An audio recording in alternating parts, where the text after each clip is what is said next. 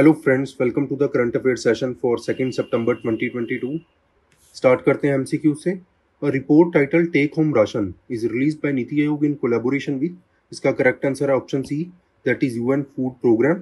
Second है, which of the following state UT has made forensic evidence collection mandatory in resolving criminal cases, इसका correct answer है option A, Delhi.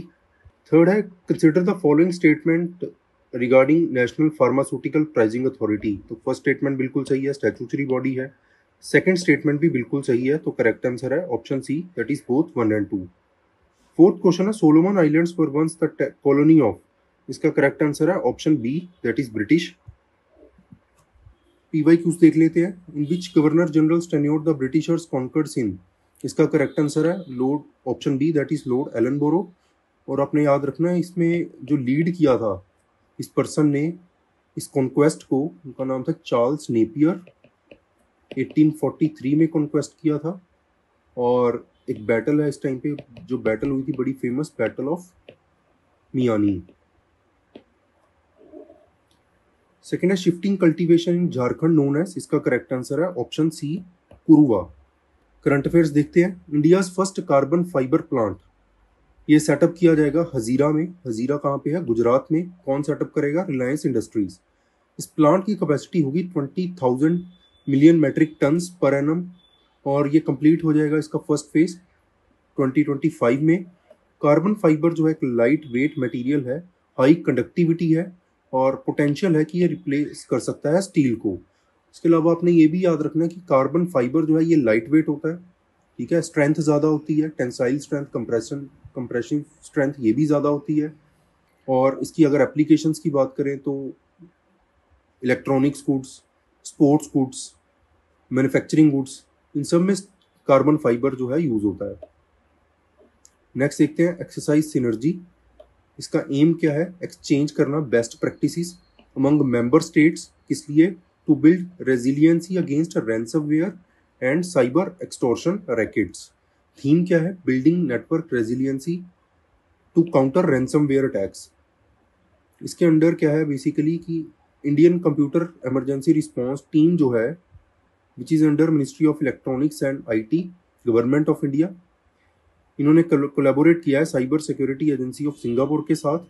Successfully design and conduct किया है इन्होंने cyber security exercise synergy. थोड़ा gist में आपको समझा देता हूँ। रैंसमवेयर अटैक होता क्या है? एक तरह का साइबर अटैक, जिसमें हैकर्स क्या करते हैं, कंप्यूटर सिस्टम को हैक कर लेते हैं, और इसके बदले में वो क्या डिमांड करते हैं? Ransom, it means monetary amount जो है डिमांड करते हैं। तो ऐसे रैंसमवेयर अटैक्स को रोकने के लिए ये एक्सरसाइज जो है इंडिया एंड सिंगापुर के बीच में कंडक्ट की गई है। इंडिया की तरफ से एजेंसी जो इसमें इन्वॉल्व है, that is Indian computer emergency response team. CERT के बारे में पढ़ लेते हैं। नेशनल नोडल एजेंसी है ये, जो रिस्पॉन्ड करती है कंप्यूटर सिक्योरिटी इंसिडेंट्स को जब भी वो होते हैं कभी। और सर्ट जो है इंडियन साइबर कम्युनिटी है, एक तरह की, इस्टेब्लिश हुई थी 2004 में as a functional organization of ministry of electronics and information technology. इसका मेन फंक्शन क्या है कि ये सर्व करती है एज ए नेशनल एजेंसी, और नंबर ऑफ फंक्शंस जो है ये परफॉर्म करती है in the area of cyber security. It mean cyber security के डोमेन में जितने भी इंसिडेंट्स हैं रिपोर्ट करना, कैसे साइबर सिक्योरिटी इंसिडेंट्स को रोका जा सकता है, क्या क्या हमें एफर्ट्स लेने पड़ेंगे उसके लिए, ये सारा सर्टिन देखती है।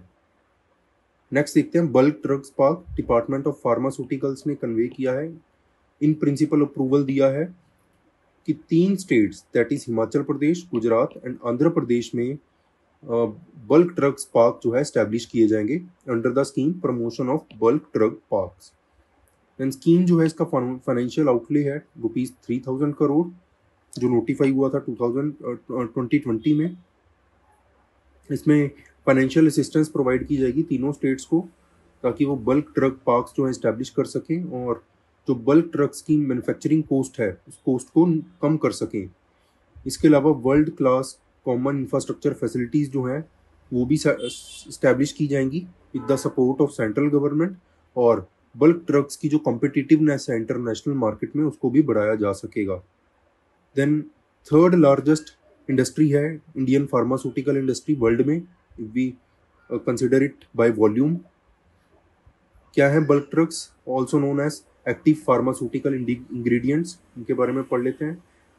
ये एक काइंड ऑफ ड्रग या मेडिसिन है जिनका एक डिजायर्ड थेराप्यूटिक इफेक्ट है,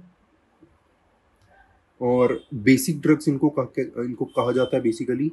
और सिंपल लैंग्वेज में अगर हम बात करें, एग्जांपल से समझते हैं कि एक पैरासीटामोल है। जैसे पैरासीटामोल एक बल्क ड्रग है जो एक्ट करती है पेन के अगेंस्ट।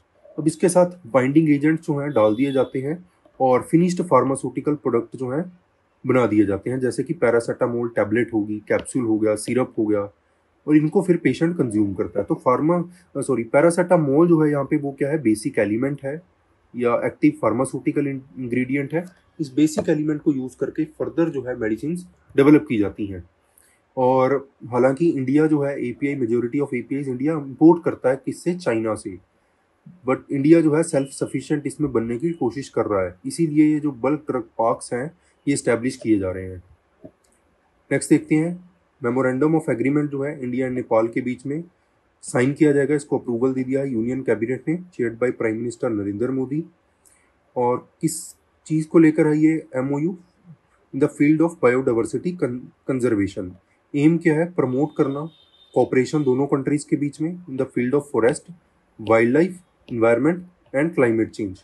ये एमओयू हेल्प करेगा दोनों कंट्रीज के बीच में कॉपरेशन बढ़ाने में, forest, wild life, environment, biodiversity conservation and climate change जैसे एरियाज में। इसके अलावा रिस्टोर करेगा कॉरिडोर्स को, जो इन्वायरमेंटल कॉरिडोर्स हैं, एंड इंटरलिंक करेगा एरियाज को, और बेस्ट प्रैक्टिसेस जो है इसमें या नॉलेज जो है वो शेयर की जाएंगी। देन इंडिया जो है one of the 17 mega diverse country है वर्ल्ड में, और सेवरल स्टेप्स जो हैं लिए जा रहे हैं इंडिया की wild life population and biodiversity को प्रोटेक्ट करने के लिए। मेगा बायोडाइवर्स कंट्रीज होती क्या हैं, ये वो कंट्रीज हैं जहाँ पे मेजोरिटी ऑफ अर्थ स्पीशीज जो है रिजाइड करती हैं और एक्सट्रीमली बायोडिवर्स है, नाम से ही पता लग रहा है biodiverse. Then 17 mega diverse countries हैं वर्ल्ड में, एक बार देख लेते हैं। Australia, Brazil, China, Colombia, democratic republic of Congo, Ecuador, Indonesia, India, Madagascar, Malaysia, Mexico, Papua new Guinea, Peru, Philippine, south Africa, US and Venezuela. Then India में 2.4% of world का land area है, और 7 to 8% जो है plant and animal species हैं। सो इसीलिए India जो है one of the 17 mega diverse country है वर्ल्ड की। नेक्स्ट देखते हैं Meghdoot. In line with PM's idea of innovation, Indian railways ने एक सेटअप किया है मेघदूत मशीन। कहाँ पे, दादर, थाने एंड अदर स्टेशन पे। कहाँ पे, मुंबई में। ये एक इनोवेशन टेक्नोलॉजी है जिसमें मेघदूत डिवाइसेस यूज की जाती हैं वाटर वेपर्स को portable means fit to drink, तो पोर्टेबल वाटर में कन्वर्ट करने के लिए एक डिवाइस इसमें यूज होगी, एटमॉस्फेयर वाटर जनरेटर, जो कलेक्ट करेगी water from ambient air. It means water जो है, वाटर वेपर्स कलेक्ट किए जाएंगे एयर से, देन उन वाटर वेपर्स को कन्वर्ट किया जाएगा पोर्टेबल वाटर में। देन इसमें जो मेथड यूज होगा वो है कंडेंसेशन साइंस, कंडेंसेशन प्रिंसिपल के ऊपर बेस्ड है। कंडेंसेशन का मतलब क्या होता है कि वाटर वेपर्स को कन्वर्ट करना लिक्विड फॉर्म में। देन बेस्ट पार्ट क्या है इस टेक्नोलॉजी का, इन्वायरमेंटल फ्रेंडली है। इसके अलावा किसी भी तरह की इसको मेंटेनेंस की ज़रूरत नहीं है। देन मेघदूत जो है ये पोर्टेबल वाटर के लिए एक अच्छी चीज़ है, जैसे कि कुछ ही आवर्स में ये अपना वर्किंग स्टार्ट कर देती है और फ्रेश वाटर जो है वो कन्वर्ट करने लग जाती है। ये प्योरली रिसर्च ड्रिवन है। एंड मेघदूत जो है ये नाम बहुत बार यूज होता है, तो जो आपने याद रखनी है चीज़ें, कालिदास की एक पोएम है संस्कृत में, इसका नाम है मेघदूत। देन मेघदूत जो है ये सियाचिन ग्लेशियर के ऊपर जब कब्जा किया था इंडिया ने, तो उस ऑपरेशन को जो नाम दिया गया था ऑपरेशन मेघदूत, तो ये भी आपने याद रखना है। नेक्स्ट है परख। यूनियन गवर्नमेंट ने प्लान्स किया है कि एक बेंचमार्क फ्रेमवर्क है डेवलप किया जाएगा, जिसमें स्टूडेंट्स को असेस किया जाएगा secondary and higher secondary level पे, ताकि एक यूनिफॉर्मिटी जो है स्टेट एंड सेंट्रल बोर्ड्स में लेकर आई जा सके। अभी क्या है कि करंटली स्टेट्स एंड सेंटर के अलग अलग स्टैंडर्ड्स हैं, इवेल्युएशन अलग अलग अलग है, जिसकी वजह से जो फाइनल मार्क्स हैं या स्कोर्स होते हैं क्लासेस के, वो उसमें वेरिएशन काफ़ी देखने को मिलती है। उसी वेरिएशन को कम करने के लिए और एक यूनिफॉर्मिटी लाने के लिए ये फ्रेमवर्क जो है ये इस्टेब्लिश किया जाएगा। अब इसमें बेसिकली होगा क्या, परख क्या है, performance assessment, review and analysis, knowledge for holistic development. ये एक कॉन्स्टिट्यूएंट यूनिट की तरह एक्ट करेगा एनसीईआरटी के, और इसका मेन टास्क क्या है कि पीरियोडिक लर्निंग आउटकम्स टेस्ट जो है वो कंडक्ट करना, जैसे कि नेशनल अचीवमेंट सर्वे कंडक्ट किया जाएगा, स्टेट अचीवमेंट सर्वेज कंडक्ट किए जाएंगे। और इससे क्या होगा कि रोट लर्निंग जो है, कि जिसमें क्रैमिंग ज़्यादा होती है और प्रैक्टिकल लर्निंग कम होती है, इसको कम किया जा सकेगा। और ये इन लाइन है विद नेशनल एजुकेशन पॉलिसी 2020। ये कुछ एमसीक्यूज हैं, इनको आप प्रैक्टिस कर सकते हो, इनके आंसर्स आप हमें कमेंट सेक्शन में कमेंट करके बता सकते हो। आपका कोई भी डाउट है वो भी आप हमें कमेंट सेक्शन में कमेंट करके बता सकते हो। इस डॉक्यूमेंट की पीडीएफ आपको हमारे टेलीग्राम चैनल पे मिल जाएगी, जिसका लिंक इस वीडियो के डिस्क्रिप्शन में मिल जाएगा।